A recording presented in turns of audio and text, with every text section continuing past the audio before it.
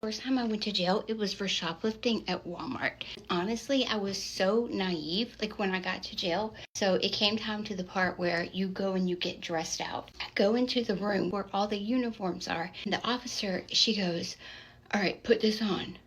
And I'm like holding my uniform and like looking around for a changing room. I'm clutching my little orange jumpsuit, and I was like, where should I change? And she was like, "Girl." So I was like, "Right here." Like, she was like, "Yeah, and we'll do our strip search then too." Y'all, your very first strip search is humiliating.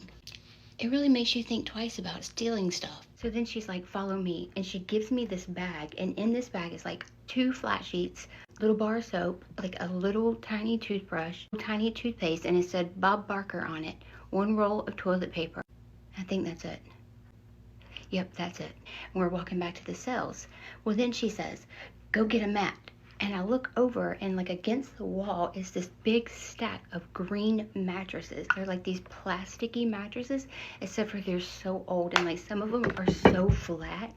Like they're supposed to be like maybe like this big, but they were all like this.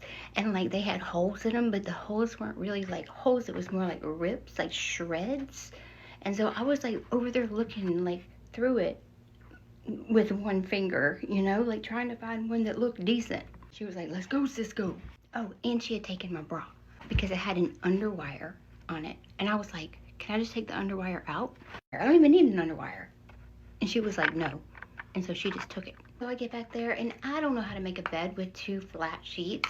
There's like a whole process. Eventually I learned, but listen, it doesn't come natural.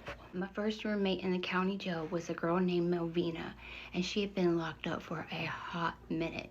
Like for jail time, it was a long time. And like she had her whole cell like done up, like she had a shelf for this and that, and she like got canteen, and so she had stuff that wasn't in the little goodie bag. Plus she was really cool. Like she wasn't like all like, "Let's get to know Amanda," but she wasn't rude either. My next big shock came from the food. They were like, "Tray time, come get your tray." So we go out there, we stand in line, and we're given a tray. The tray itself is brown, and it's like got different compartments, right? And I look down at this food, and y'all, it doesn't even look like fit for human consumption. I know you hear a lot about like jail food and how bad it is. It was literally unrecognizable. Like there was some rice looking stuff, and then it had some like beige gravy with chunks on top of it. You know how some food looks really bad, but you taste it and you're like, "Oh, okay, this is nice. Like this is tasty." Like collard greens, like they don't look good, but then you taste them, and if they're cooked right, then they taste like pork. I was like, okay, like that must be one of these trust the process deals. I take a bite. The grease that's left in the pan after you fry pork chops or chicken and it sits on the stove for a few days? That's what it kind of tastes like in your sinuses. There was a little piece of cornbread muffin that I know wasn't Jiffy. It had no flavor. It tastes like them Cracker Barrel cornbreads. Those things are not good. And then sometimes they would put like 2 white raw pieces of bread on there. There wasn't even like a fruit tray.